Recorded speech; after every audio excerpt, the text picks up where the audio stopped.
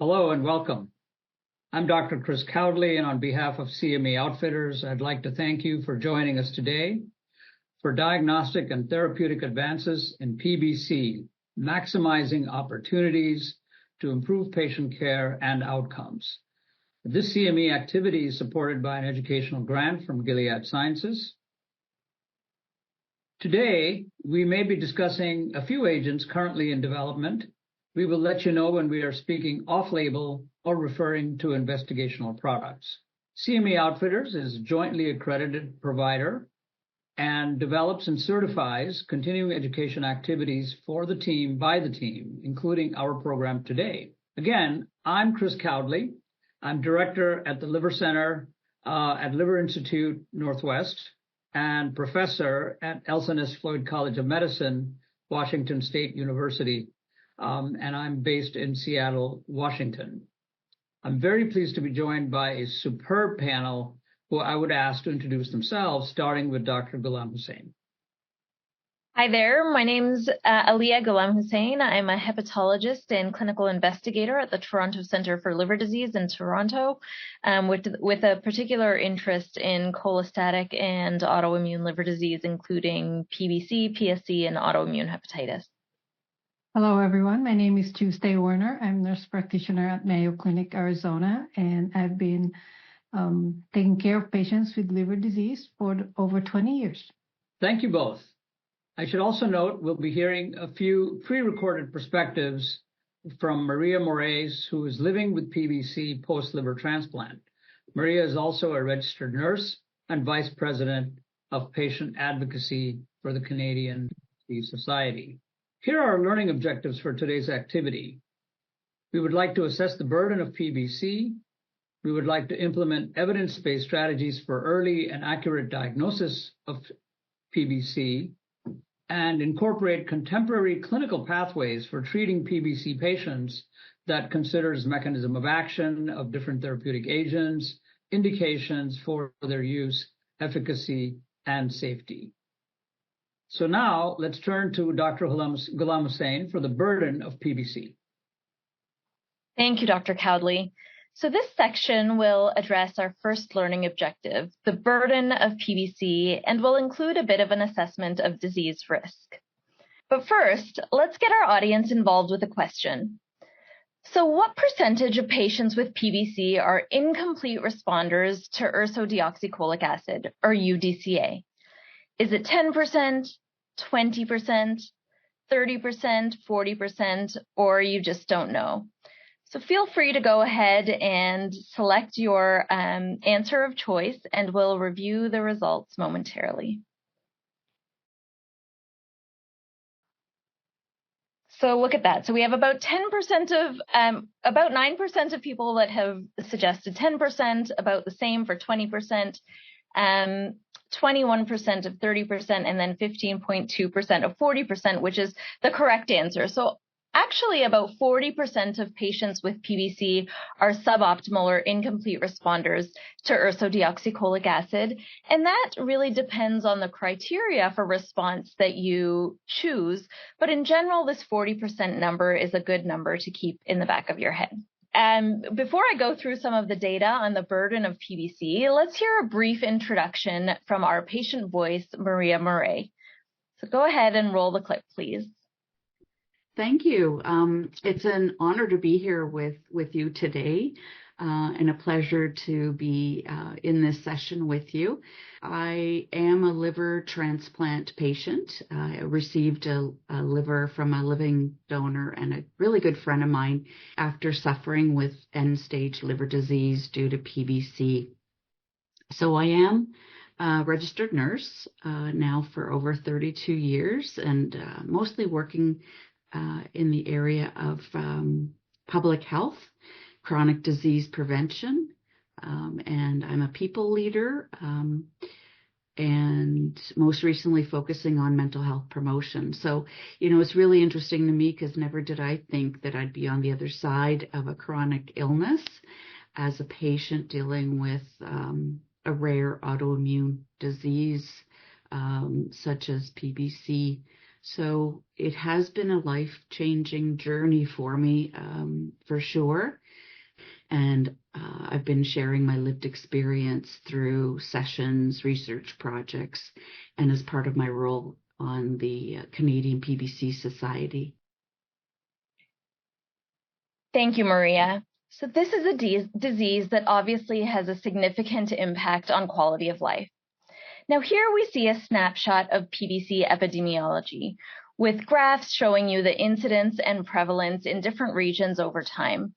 So you can see the incidence of PBC generally tended to rise across the world until about 2000 and then seems to have plateaued, whereas the prevalence has continued to rise as patients have aged and as our diagnostic abilities have improved.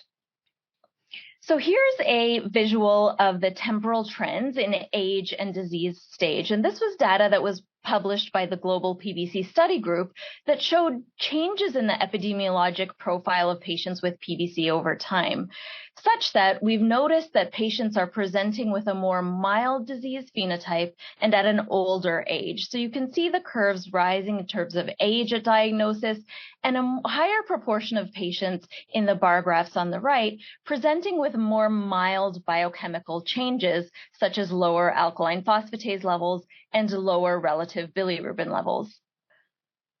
But not all PBC is the same, and I think it's really important for us to manage and look at each individual patient that comes in front of us. There are poor outcomes in different subsets of patients, and here you'll see a chart that shows that there are certain phenotypes of patients that may be associated with a higher risk of disease. For example, patients of Indigenous backgrounds, those that are male, where PBC might not be suspected because it's such a female-predominant disease, and those who are not treated with ursodeoxycholic acid may have a worse prognosis. And not only is disease stage different amongst different phenotypes of patients, such as ethnicity, but symptoms may be different as well. So this was data that was published out of the Canadian group that also shows that symptom burden can be different across different ethnicities, with, in general, patients of Aboriginal descent presenting with more significant symptoms, be that fatigue, pruritus, impairments in quality of life, however you measure it, be that with standardized questionnaires such as an SF-36 or a PBC-40. So I think it's important to have an approach to characterization of disease risk. And I think if you think of things in this framework, you'll be pretty well set to think of the basic principles of understanding a patient with PBC's risk of disease progression. So you think of a patient's age in general, an age of less than 50 at diagnosis, their biochemical response to standard therapy with ursodeoxycholic acid or their biochemical profiles, and then their fibrosis stage, be that with histology or biochemical markers, which we'll talk about moving forward. We know that treatment with ursodeoxycholic acid, the foundation of treatment is with ursodeoxycholic acid, and all patients with PBC should be treated with therapy, and that should be lifelong, because this data shows that even patients who have a suboptimal response to ursodeoxycholic acid still derive benefit in terms of transplant-free survival. So you can see that the survival curves between patients who have an incomplete response to urso are different to those who are untreated. And those who even have an incomplete response to urso derive survival benefit, so should ensure to continue on therapy. But patients who have a suboptimal response to urso are at risk of reaching poor outcomes. And these are curves that have been presented multiple times, but just show the survival of patients who have a suboptimal response being inferior to those who respond to therapy based on traditional response criteria. So biochemical response criteria are certainly important to consider when assessing someone's disease risk. And this is another study, a seminal paper that was presented by the Global PBC Study Group again, that identified validated surrogates of outcome in patients with PBC and identified the alkaline phosphatase level and the bilirubin level as important biochemical markers that could be used earlier in the disease trajectory to predict a patient's outcome. And this was really what was foundational in allowing drug development moving forward and bringing us to the point where we have several therapies available for patients with PBC. So in addition to biochemical response, age at diagnosis is another thing that I think is important to consider when assessing someone's disease risk. And this data shows that age is an important predictor of outcome. So you can see the survival curves of patients who are younger with PBC being much different to those of the standard population within the same age group. And that's particularly true for those who are less than 50 at diagnosis. And these patients essentially have to live with their disease for many years, many decades, and as such, their risk of an outcome is higher. The last thing I think it's important to think about when assessing someone's disease risk is their fibrosis stage. And it really doesn't matter how you think about fibrosis stage, be that histologically, biochemically, or with transient elastography, as I'll show you in the next slide. But assessing someone's disease risk with fibrosis stage is important. And this data shows that, as would be expected, patients who have increased fibrosis or advanced fibrosis, either fibrosis stage 3 or 4, do much more poorly than those with earlier stages of fibrosis, even if they have a biochemical response to URSO. This is also seen when assessing fibrosis stage with liver stiffness, so a non-invasive approach to identifying degree of fibrosis. And these thresholds, I think, are valuable at thinking about disease risk, such that you can think about a low-risk patient as someone who has a liver stiffness measurement of about 8 or less, someone at high risk of disease progression or disease outcome with a liver stiffness of greater than or equal to 15, and sort of a moderate risk of disease at a level in between those two thresholds. So I'll leave it at that, and I'll pass the mic on back to Dr. Cowdley. Thank you, Dr. Ghulam-Hussain. That was a great summary of both how we assess response to UDCA and the importance of risk stratification and stage assessment at the same time in making decisions about second-line therapy. So with that, I want to now turn to Dr. Werner to take a closer look at how PBC is diagnosed. So Dr. Werner, please take it away. Thank you, Dr. Cowdley. Thank you, everyone, for spending your precious time with us tonight. This section will address our second learning objective: implement evidence-based strategies for early and accurate diagnosis of PBC. So before I proceed, here is our second of the 3 audience response questions. So if you suspect a patient may have a PBC, what should be checked as a first step in the diagnostic pathway? Is it A, anti-nuclear antibody or ANA? B, anti-mitochondrial antibody or AMA? C, GP201 or SP100? D, liver biopsy? Or E, you don't know. So go ahead and register your answer now. So the results are in. So 12.2% answered ANA, AMA or anti-mitochondrial antibody 41.5%. 4.9% on anti-glycoprotein or anti-speckled protein 100, and liver biopsy 2.4%, and I don't know. So the correct answer is B, anti-mitochondrial antibody, commonly referred to as AMA, and we'll hear more about it here in a little bit. So how do PBC present in the clinic? So PBC, as we all know, is a chronic cholestatic autoimmune liver disease characterized by destructive small duct and lymphocytic cholangitis and marked by the presence of AMA. It is thought to be caused by combination of genetic predisposition and environmental triggers such as nail polish, hair dye, and cigarette smoking, and xenobiotics. I think I use most of them. And it is one of the most common, common rare disease according to the CDC and INH, and that most clinicians will encounter PBC in clinical practice. PBC is typically identified in middle age, as Dr. Presented earlier, and it's exceptionally rare under 25 years of age. Modern literature has demonstrated that although PBC remains a female-predominant disease, it's also prevalent in males, and as we previously thought, PBC in males mostly diagnosed at the older age, and once the disease is more advanced, there's greater progression to cirrhosis, higher rates of liver-related death or transplantation, and increased risk for HCC or hepatocellular carcinoma. So patients with PBC often present in the clinic with no symptom or to a wide variety of or array of symptoms like fatigue, intense itching or pruritus, dry eyes and mouth or Zika syndrome, abdominal pain, and sometimes subtle signs like yellowing of the skin or jaundice in advanced stages, along with potential findings on physical exam like enlarged liver, hepatomegaly, fatty deposition in the eyes, and skin hyperpigmentation.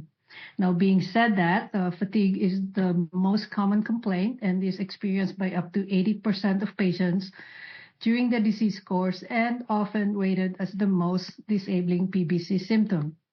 Pruritus closely follows in frequency and may be associated with sleep deprivation, worsening, fatigue, depression, social isolation, and self-mutilation, and thus leading to a significant impairment in quality of life. Now, asymptomatic patients, incidentally noted to have elevated alphos or total bilirubin, will require more blood tests and check for AMA. So really prompt diagnosis and timely management and treatment is critical to prevent liver-related sequelae like cirrhosis and need for transplantation and death. So this is from our very own Dr. Cowley with regards to diagnostic delays. According to him, as addressed to PBC patient, you know that those symptoms that you think maybe are in your head, they're not. It's real, and you need to make sure that you speak up for yourself. The symptoms of PBC may not be immediately obvious and may be dismissed by clinicians without experience for caring for PBC. So really the delay in diagnosis of PBC is common because the disease often develops slow and with subtle symptoms, and patients can have the condition for years before noticing any issues, and even then the symptoms can be easily mistaken for other conditions, leading to a significant delay in diagnosis, particularly in men, resulting in more advanced liver damage by the time of diagnosis is made. So really the key points of delayed diagnosis of PBC is asymptomatic and early signs. It comes with non-specific symptoms like fatigue and itching, which are common in PBC but can also be caused by other conditions, making it more challenging to diagnose. There's gender disparity. Women are much more likely to develop PBC than men, and although the studies suggest men may experience a longer delay in diagnosis. And also there's lack of awareness. Some healthcare providers may not be familiar with PBC, which can lead to misdiagnosis and delayed referral to specialists. So before I continue, let's check with our patient, Maria, again about her PBC symptoms and diagnostic journey. So symptoms is something that's always on PBC patients' minds. We often experience the disease in very unique ways. There's no one characteristic of a PBC patient, although there are common symptoms and severity. So I think common symptoms that we often hear are fatigue and the itch, just this tiredness and brain fog, perhaps, where patients experience sort of this fatigue that is not normal everyday exhaustion, or I'm just feeling tired because I had a busy day. Whether we're moms, we've got careers, we're taking care of other family members and generations. So for me, my disease symptoms were more on the extreme side, extreme fatigue, this relentless itching. I then had severe ascites, which is fluid in my abdomen. That was sort of the tipping point, as well as the hepatic encephalopathy. I started falling a couple of times. My memory and cognitive functioning was really impaired. I was working at the time as a people leader, so in the healthcare system during COVID, so I needed to be sharp, and I just wasn't. So I had to give that up. Thank you, Maria. So for diagnosis of PBC, it can summarize on this slide. So when seeing a patient with cholestasis in the clinic, initial assessment, obviously we evaluate the patient based on history and physical examination. We look at the laboratory investigations and abdominal ultrasound. So with the history, we carefully exclude other drug exposure and presence of coexistent autoimmune conditions in the patients and also their families. We look at the physical examination, including skin evaluation for any excoriations, screen for hepatomegaly, splenomegaly, and extrahepatic signs of advanced liver disease. And we look at the laboratory tests, excluding other causes of liver diseases. So the assessment of patient with cholestasis, whether they're symptomatic or not, should include liver ultrasound and testing for AMA in the serum. A positive AMA is sufficient to make the diagnosis of PBC. For negative AMA serology, ANA positive, PBC-specific ANAs such as the anti-SP100 and anti-GP210 can aid in the diagnosis of PBC. Liver biopsy is reserved for those with unclear diagnosis after serologic workup or when coexisting processes is suspected, including fatty liver disease or autoimmune hepatitis. Imaging studies like ultrasound or MRI may be used as well to rule out other causes of liver abnormalities or obstructions. And then check for conditions like that will mimic almost same symptoms as PBC, such as PSC or primary sclerosing cholangitis, progressive familial intrahepatic cholestasis or PFIC, and IgG4. So this is the summary of the AASLD guideline for the criteria of diagnosing PBC. So according to the guideline, 2 of 3 must be met, including biochemical evidence of cholestasis based on ALP elevation, the presence of AMAs or other PBC-specific autoantibodies, including SP100 and GP210, if AMA is negative, and histopathologic evidence of non-suppurative destructive cholangitis and destruction of interlobular bile ducts if biopsy is performed.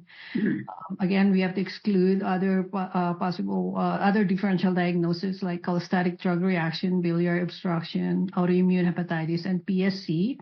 And also we use transient elastography to assess for liver stiffness. Liver biopsy are again not required in most cases, but can be helpful in cases without certain diagnosis by evaluating the concomitant conditions. And also it holds a prognostic value based on disease activity and fibrosis stage. So let's talk about the racial and ethnic disparities in PBC as mentioned earlier. So this is like a study looking at the race, ethnicity, and insurance-specific disparities of patients with PBC who were hospitalized between 2007 to 2014. And basically this looking for the racial difference and health care disparities influence survival in patients with PBC. So there's about 18,000 patients that were hospitalized, included in the study with PBC. 15% were male, and mean age was 63.8, and 41% were cirrhotic. And so basically the study showed that the Black and Hispanic patients have significantly higher risk of waitlist mortality with hazard ratio of 1.26 and 1.41 respectively, and removal from the transplant list due to the clinical deterioration compared with whites. Ethnic disparities are also evident in terms of in-hospital mortality for PBC patients. And in addition, the study pointed disparities suggests that the ethnic minorities with PBC often have more severe disease presentation compared to non-Hispanic white, and limited access to care issues that potential disparities in treatment could contribute to poorer outcomes in minority population with PBC.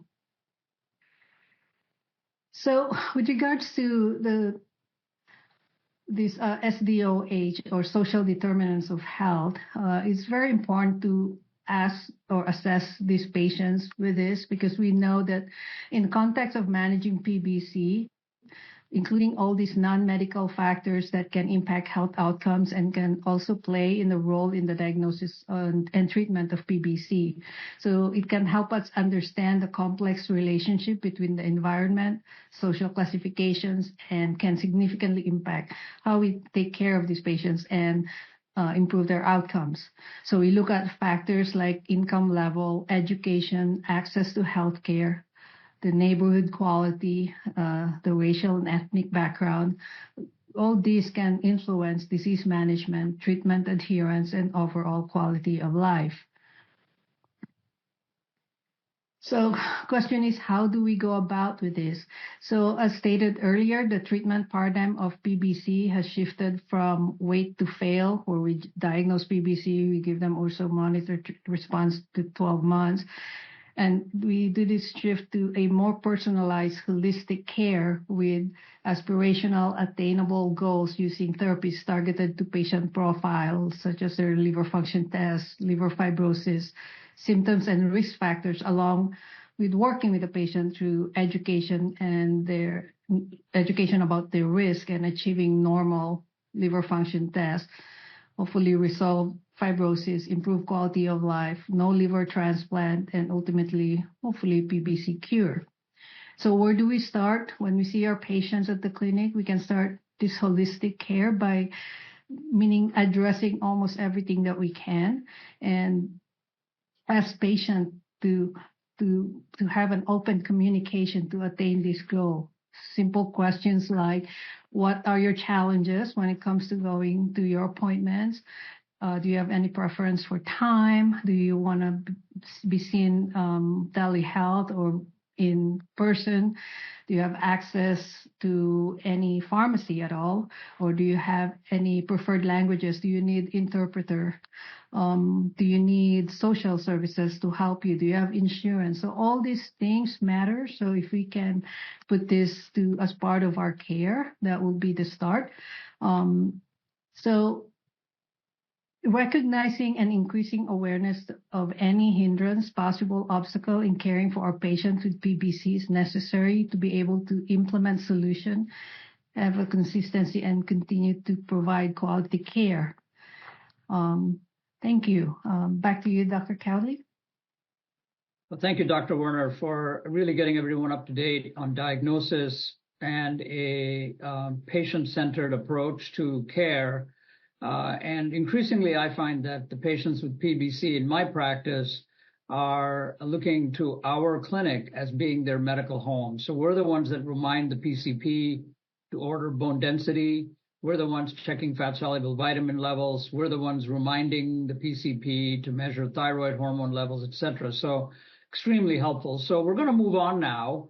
And in the next section, we're going to address our last learning objective, which is incorporate contemporary clinical pathways for treating PBC that considers the mechanism of action, indications, efficacy, and safety. So here we have a poll question. And the poll question is, which of the following was shown with seladelpar in the response trial? A durable biochemical response, increased ALP normalization, reduction in pruritus, a transient biochemical response, increased ALP normalization, improvement in brain fog, sustained positive antimitochondrial antibody, reduction in pruritus, complete remission of PBC. 78% of patients receiving 5 milligrams of seladelpar met the composite endpoint, or I don't know. Please make your choices now.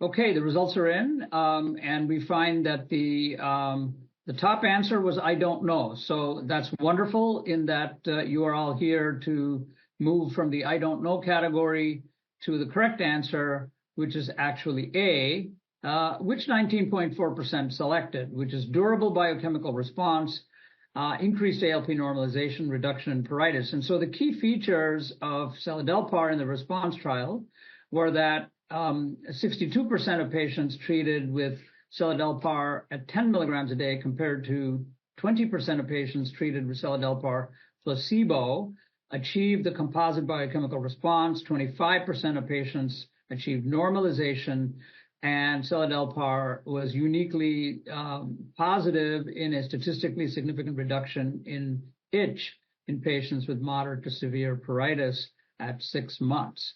So with that, let's move on. We need new therapies beyond UDCA and obeticholic acid. That's pretty clear. And if you look at first-line therapy with UDCA, about 25 to 50% of patients do not have a biochemical response, and about 5 to 10% of patients will be intolerant. Non-responders have a 5-fold progression to cirrhosis and a 3-fold increase in age-adjusted mortality. Adverse events clearly negatively impact quality of life. Obeticholic acid was approved in 2016 as second-line therapy based on the composite endpoint of alkaline phosphatase reduction with at least a 15% drop and normalization of bilirubin. But in May of 2021, there was a warning added to obeticholic acid because of the recognition that some patients, particularly those with advanced liver disease, had decompensation or evidence of drug-induced liver injury. So this warning was added for patients with cirrhosis and clinically significant portal hypertension and for patients with decompensated cirrhosis. And this led to a revised guidance from the AASLD. And then a FDA advisory panel was convened in September of 2024 to evaluate full approval of obeticholic acid, which was previously approved based on a surrogate endpoint for conditional approval, as have the other medications that I'm going to discuss also. The panel voted that the confirmatory trial did not verify the clinical benefit and raised some concerns about benefit versus risk. And we also recognize that one of the side effects of obeticholic acid is pruritus, which may lead to discontinuation in some patients. So with that, before I continue, let's hear one more time from Maria Moraes about her lived experience with PBC and the therapies that she has used. Please roll the video. I think for many PBC patients that were diagnosed many years ago, because the Canadian PBC Society has celebrated their 20th anniversary a few years ago, 2 years ago perhaps. And so there are patients that were, placed on URSO, and that there's so many other options since then. And from what I understand and hear, part of these conferences that I've attended is that there's so many other options being studied and treatments that have been approved. So there's an excitement about when are other treatments coming to Canada. So knowing that worldwide there are many efforts and many pharmaceutical companies invested in PBC is very inspiring for PBC patients. Now, knowing that is one thing, but having immediate access, like right now, is another thing. So I think, that gap, we have to work hard and support and tell our, unmet needs in the areas that we live in, so that we can have that access to treatments or treatment options, right? So I want to review sort of the treatment pathways. I alluded to UDCA and obeticholic acid, and generally the recommendations are to start UDCA at 13 to 15 milligrams per kilogram per day, then assess the response using alkaline phosphatase and bilirubin, and then assess the GLOBE score in 12 months, as was reviewed by Dr. Ghulam Hussain. And then for patients who are incomplete responders or who are intolerant, those are the patients for whom we would be considering other therapies such as obeticholic acid. So we talked about UDCA, we talked about OCA and the potential limitation with OCA, and we heard from Maria and her point of view. So very exciting news. We had 2 new therapies approved under the conditional approval pathway in 2024. And so 2024 was a very good year for patients living with PBC. Seladelpar, a PPAR delta agonist, was approved in August. And in June, before that, elafibranor, a dual PPAR agonist for alpha and delta agonism, was also approved. And I'd like to kind of review with you now the results with these studies.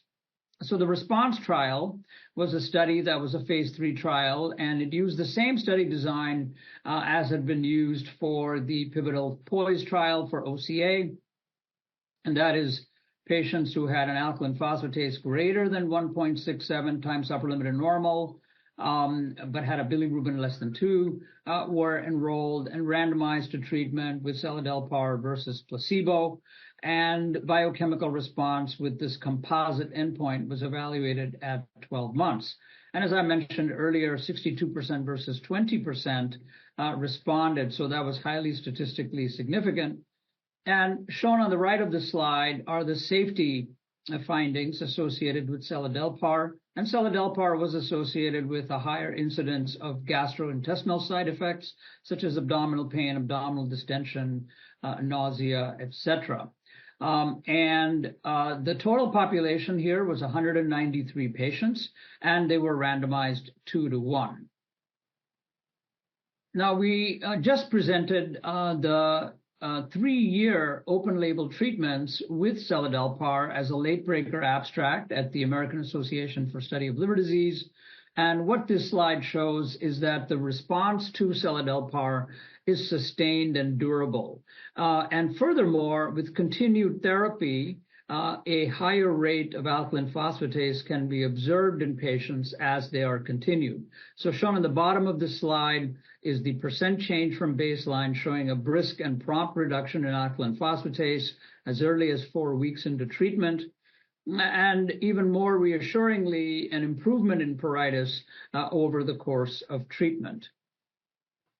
Now, elafibranor was also studied and used the same exact inclusion criteria, which is patients had an elevated alkaline phosphatase greater than 1.67 times upper limit of normal, and they were enrolled with a goal of improving the alkaline phosphatase to less than 1.67 times upper limit of normal with a normal bilirubin and at least a 15% reduction. And as shown on the upper left slide, you can see that 51% of patients with elafibranor achieved this result compared to 4% of patients with placebo, and that was also highly statistically significant. Similarly, there was a higher rate of alkaline phosphatase than normalization than what we had seen previously with OCA, and 15% of patients with treated with elafibranor achieved alkaline phosphatase normalization. Now, when you look at the change in itch shown on the bottom left, there is in fact a trend towards improvement in itch with elafibranor, but this was not statistically significant. And there were some other measures of itch that also suggested similar trends. And you can see that the percent change in alkaline phosphatase is similar and brisk with a prompt reduction within 4 weeks of treatment. Side effects shown on the upper right here include any adverse events, and once again, most of the adverse events that we observed with elafibranor, which is true with this class of medication in general, were gastrointestinal, with abdominal pain, diarrhea, nausea, and vomiting being the main GI side effects. So in conclusion, for patients with PBC in whom UDCA was not associated with an adequate response, elafibranor as seladelpar showed statistically significant improvements in alkaline phosphatase response, the composite endpoint, and both medications showed improvement in alkaline phosphatase normalization. But of course, these are not head-to-head studies. We have some data with the ELATIVE study with similar open label extension, and patients who were randomized to elafibranor were allowed to enter an open label extension that measured fatigue and sleep domains to measure the impact of quality of treatment on quality of life, and clinically meaningful improvements were shown with elafibranor treatment in patients with moderate to severe fatigue or excessive sleepiness at baseline. So we're starting to see for the first time now therapies where, in fact, there may be some alignment between both the disease modification that we hope to achieve with improvement in alkaline phosphatase, as shown very clearly as a therapeutic goal by Dr. Ghulam Hussain, as well as potentially improvement in symptoms, which would be very attractive to our patients and to us. Now, a number of other therapies are currently in development, so it's a very rich area to be working in PBC and hope for patients with PBC. But we have medications that target the FGF19 pathway. We have fibric acid derivatives, bezafibrate, which is not available in the US, but available in Canada and Europe, fenofibrate, which is available in the US.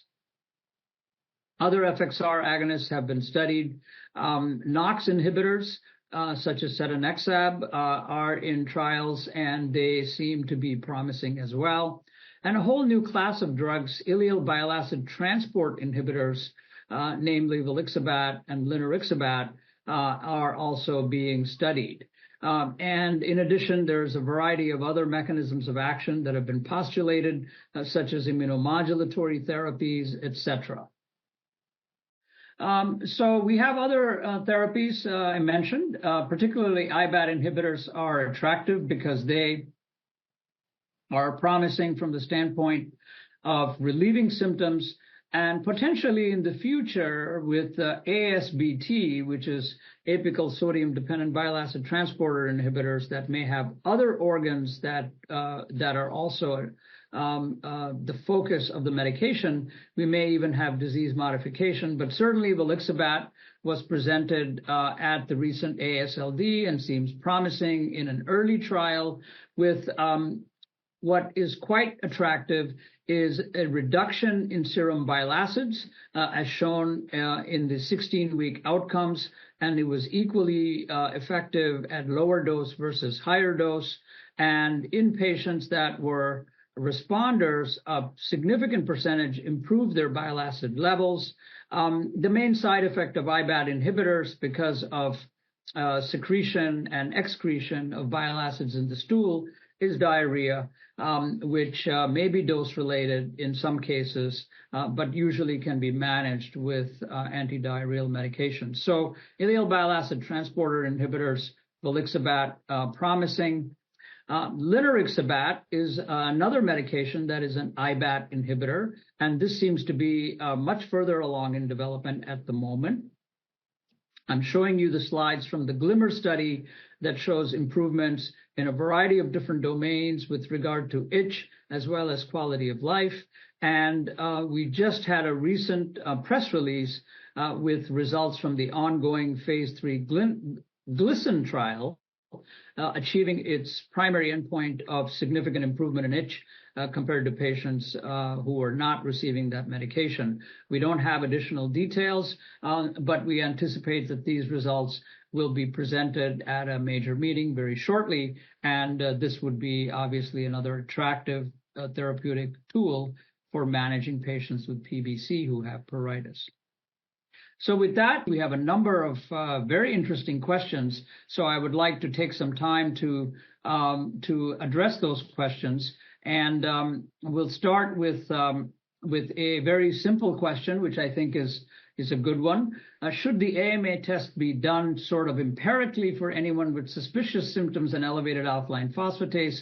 And is it expensive? So Dr. Werner, I'm going to ask you to answer that one. Thank you. I'm not sure how much it costs for the AMA, although if I do see a patient who have been having cholestasis, it's one of the tests that, at least for my clinical area, we can just order and make sure that we are not missing anything. So if patients does have alkaline phosphatase elevation or cholestasis picture, I would probably, definitely order one and exclude that. Yeah, I would like to hear Dr. Ghulam Hussein's thoughts, but basically AMA is now done using an ELISA assay. So it's an enzyme-linked immunosorbent assay, so it's very inexpensive. It's also relatively insensitive, or rather non-specific. And so there are patients that you sometimes see with a positive AMA who have no suspicion for PBC. They may have done this as an elevated ALT workup. And occasionally patients get this done for whatever reason and their liver tests are normal. In that situation, I think it's less important to pursue it clinically. But certainly any patient with a high titer AMA, if you're using an ELISA test, it was reported out as a number. The number can be, to me, a number more than 40 or 50 is usually suspicious. And we also have specific assays that can you do immunofluorescence or immunofixation, and also obtain the other antibodies. Dr. Ghulam Hussein, what's your perspective on sort of a patient with a positive AMA where you don't see a cholestatic pattern and you're not suspecting PBC? Yeah, it's a good question. So I think your comment about modalities for treatment and the type of assay is relevant. The ELISA, as you mentioned, is cheap and easy to get now. And I think historically there's been cost associated with the immunofluorescence assay because it's technically a little bit more burdensome. So I think cost is less of an important factor, at least in our landscape currently. I think a lot of diagnosis for PBC depends on the pretest probability, right? You have to think about who is the patient or who is the person sitting in front of you. A middle-aged woman who has abnormal liver tests has approximately a 1 in 1,000 risk of having PBC, right? So that's uncommon, but not rare per se, right? So I think you have to think about the pretest probability and interpret the results in that context. You're right that in the wrong clinical context, i.e. an inpatient who has other medical things going on, an AMA might not be relevant and is probably a false positive, but the pretest probability is importantly relevant. That being said, I think a high level or a high index of suspicion is important, particularly in the outpatient to ambulatory setting, to avoid these delays in diagnosis that we're seeing more and more published and presented at meetings. Sort of median delays in diagnosis are somewhere between 3 and 4 years, and education is important for that. But I also think sort of thinking about PBC as a diagnosis is important as well. Right. If you don't test for it, you're not going to make the diagnosis. And, absolutely. And so if you have any question that the patient has PBC, it's better to get an AMA and then easier to discuss with one of us whether that AMA is clinically meaningful than not doing it at all. So I'm going to ask you an epidemiology question that came in. Said, what is the relative rarity of the other autoimmune diseases, such as PSC and autoimmune hepatitis, in comparison to PBC? Are they all common? So PBC, we think maybe about 75,000 people in the U.S., maybe 100,000 tops have it. For PSC, I think the number's probably half. Do you agree with those? And what are your thoughts about prevalence of autoimmune hepatitis? Yeah, so I mean, it's hard. The epidemiology of these rare diseases is difficult because diagnostic modalities have changed over time, particularly related to PSC and the quality of MRIs. And education has changed, and maybe the actual true epidemiology has actually changed in terms of the true prevalence and incidence of disease. I sort of think about PBC as, I think you mentioned, or maybe Tuesday mentioned, that PBC is sort of an uncommon disease. It's an uncommon rare disease. And I think the incidence of PBC is somewhere about like 2 in 100,000. PSC is much more rare. I would agree that it's about half of that, so 1 in 100,000 or even less than that even. And autoimmune hepatitis, I sort of fit as somewhere in between those two. Maybe it's a little bit closer to PSC than PBC, but sort of in between. But it also depends on where you live in the world and how much these diseases are looked for, so difficult epidemiology for rare disease, not specific to these. But I think sort of autoimmune hepatitis sits in between PSC and PBC. Yeah, great answer. So I have two questions for Dr. Werner. The first is actually from a patient. And so we want to be able to, obviously, we can't give advice to individual patients, but it raises some interesting questions. Had a fiber scan done today. It was F2 last December, which is a great improvement from previous F3, F4. Result today was 17.7. I don't know what that means. It is worsened. And possibly because the patient moved and was not on Ocaliva for a few days, or Ocaliva is the brand name for obeticholic acid. So, how would you interpret this, Dr. Werner, and how would you advise, give general comments based on this? So for the score of 17, that's pretty high. Correlating it with the patient's clinical presentation, I would probably or make a follow-up with that, checking their liver numbers. Sometimes at least for my experience, FibroScan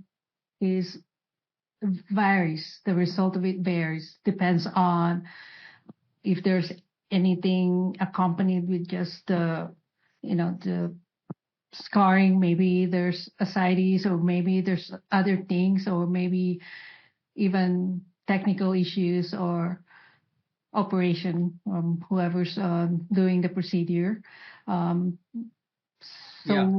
Follow-up FibroScan can be done. And again, this is all, staging thing that we can do. And again, comparing to the clinical presentation of the patient, I would highly probably recommend that you keep on being aware of the symptoms and I would agree, and I would advise the person to just follow up with whoever. My guess is, this is purely guessing, obviously, because we don't know the details of the individual patient, is that the F2 was probably a falsely low number, and the patient probably has had a high number, and this is a number that would be in the range of F4. Right. So I would definitely advise seeking care and getting a follow-up.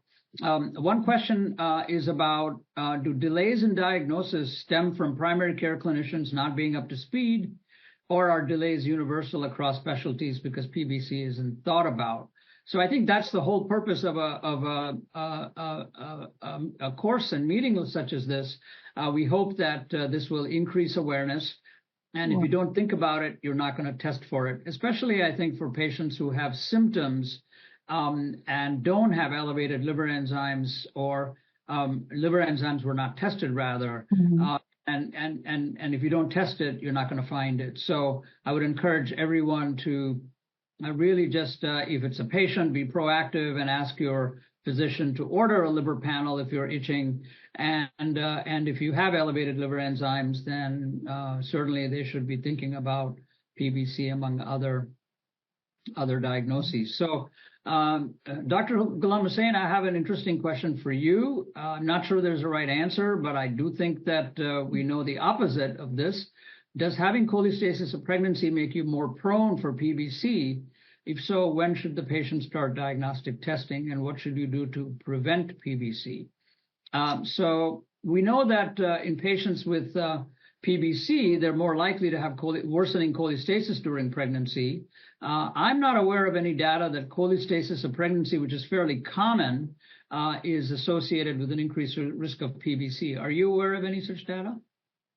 No, I'm not. I mean, I don't think that that's specifically related per se in terms of someone with ICP developing a higher risk of PBC, aside from the epidemiologic risk of a younger woman in that right demographic. So I think that the other way around, as you mentioned, is true, that those with PBC are at a higher risk of ICP than the other way around.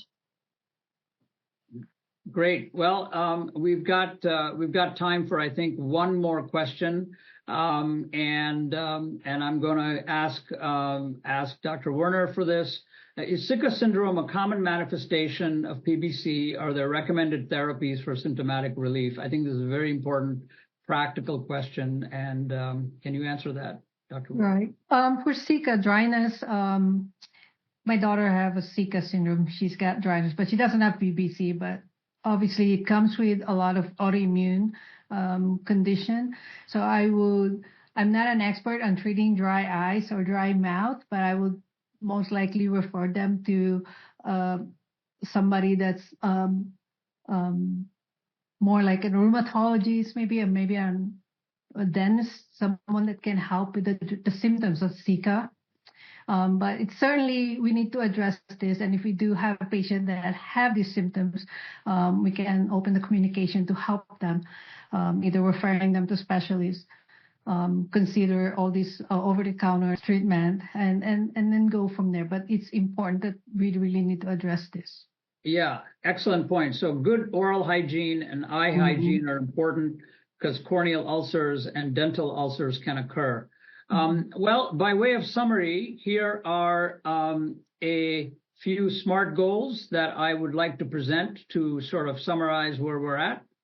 And it's important, I think, based on this discussion, to elevate PBC on the diagnostic radar, change the epidemiology. The changing epidemiology relates to improved awareness and enhanced diagnostics. I think we've all learned it's important to listen to our patients and avoid diagnostic delays, keep social drivers of health in mind.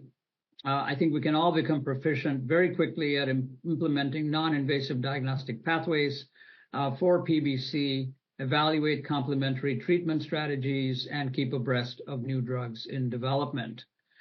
So I do want to make sure that that I thank the audience for participating and for the excellent questions. I want to thank Dr. Ghulam Hussain, Dr. Werner for their great presentations and clinical insights. And to receive CME credit for this activity, as shown in the slide, please complete the post-test evaluation online, then click on the Request Credit tab to complete the process. You can print your certificate. And for your colleagues who missed tonight's live event, there will be an enduring material that will be available as on-demand activity. And for more information and resources and education for both health professionals and patients, please visit the CME Outfitters Hepatology Hub. And thank you, everyone, and have a great evening. Thank you.